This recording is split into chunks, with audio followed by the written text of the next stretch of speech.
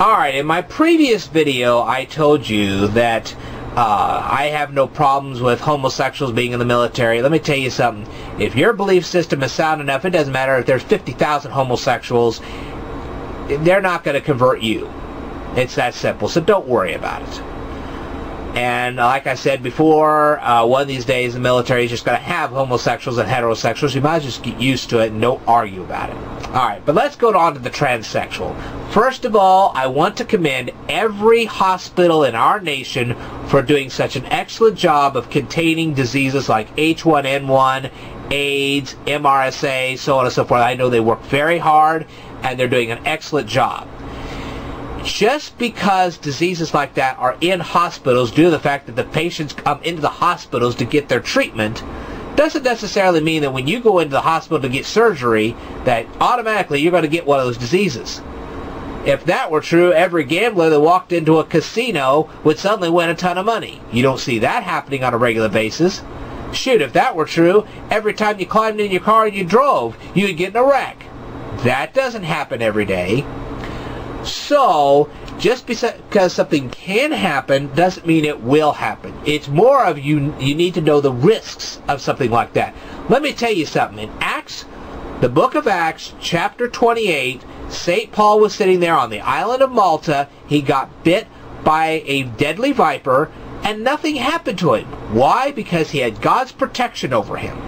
Alright? And if God can protect St. Paul, he can protect you. Listen, when you go in the hospital, either God will take your life because he thinks it's time for you to go, or he'll protect you from all these wonderful little diseases, and you'll come out of there without a scratch. It wouldn't matter if every single patient in that hospital had H1N1. If you go in there with God's protection, and God doesn't want you to have that disease, you won't have it. It's that simple. Now, your best buddy might get it, but you won't. Alright?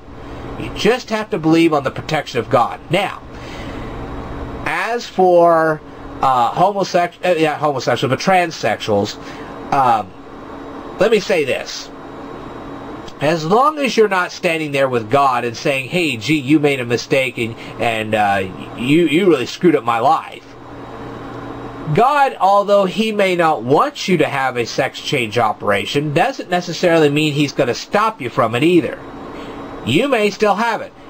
I have good reasoning for saying this, because if your mind is constantly consumed with transsexuality and not on God's Word, God may permit you to have that sex change operation so that you can get back focused on His Word and doing His work.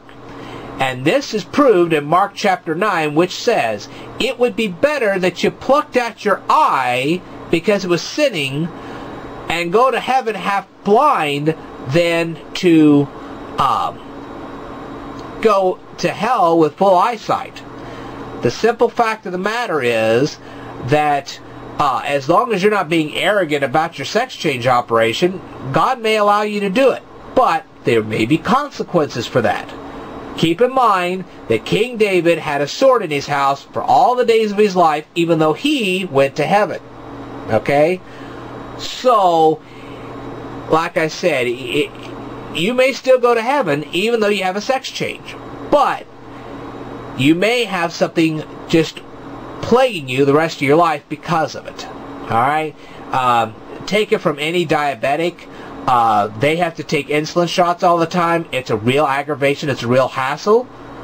But if you're willing to go through the aggravation and hassle, well, I don't think God will stop you. I think you'll be unhappy about it, but I don't think he'll stop you. It's just like the surgery as well.